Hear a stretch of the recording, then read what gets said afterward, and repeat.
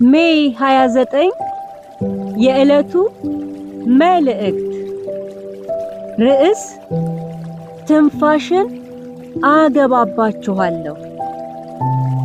ጌታ እግዚአብሔር ለነዚህ አጥንቶች እንዲህ ይላል፣ እነሆ ትንፋሽን አገባባችኋለሁ፣ በሕይወትም ትኖራላችሁ። ትንቢተ ሕዝቅኤል ምዕራፍ 37 ቁጥር 5። የህልውና ጉዳይ አደጋ ላይ ሲወድቅ ለመኖር ያለው ተስፋ ይሟጠጣል። በዚያን ሰዓት ሁሉም ነገሮች እንዳበቃላቸው ይሰማናል። አዲስ ምዕራፍ ሊመጣ ይችላል የሚለንን ሰው ስንሰማ እውን ሳይሆን ቅዠት ወይም ህልም ይመስለናል።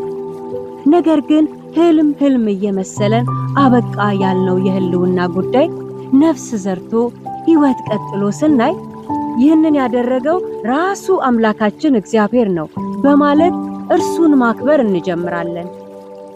በዚህ ሰዓት በእንደዚህ አይነት ፈታኝ ሁኔታ እያለፋችሁ ይሆንን? ችግሩ በእናንተ ብቻ እንደሆነ በሌሎች ትውልድ እንዳልተከሰተ በማሰብ ከመጠን አልፋችሁ አትጨናነቁ። እናንተ ያጋጠማችሁን አይነት እንዲሁም ከዚያ የበለጠ አስቸጋሪ ሁኔታ ያለፉ ሰዎች እንዳሉ ከቅዱስ ቃሉና ከታሪክ መመልከት ይቻላል። እነርሱን ደርሶ ያጽናና አምላክ ዛሬም በተቀደሰው ዙፋኑ ላይ አለና የማንም ልብ አይውደቅ። የእስራኤል ሕዝብ በባቢሎን ግዞት ውስጥ በወደቁ ጊዜ እነዚያ 70 ዓመታት እጅግ ከባድና አስጨናቂዎች ነበሩ። ሰቆቃቸውም በቃላት ለመግለጽ አዳጋች ነበር።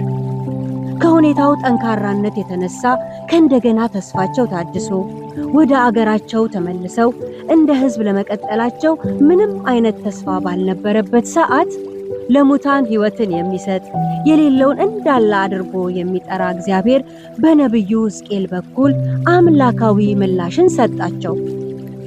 መቃብራችሁን እከፍታለሁ፣ በሕይወትም አኖራችኋለሁ።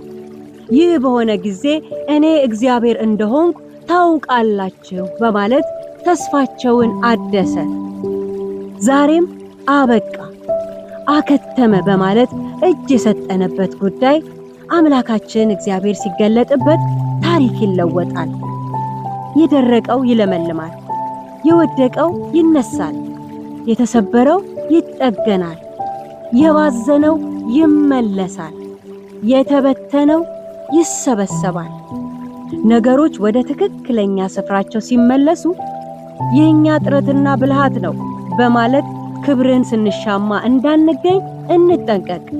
ይልቁንም አምላካችን ታላቅ አምላክ ነው፣ ይህንን አደረገ በማለት ክብርን ለእርሱ እንስጥ ብሏልና ትንፋሽን አገባባችኋለሁ።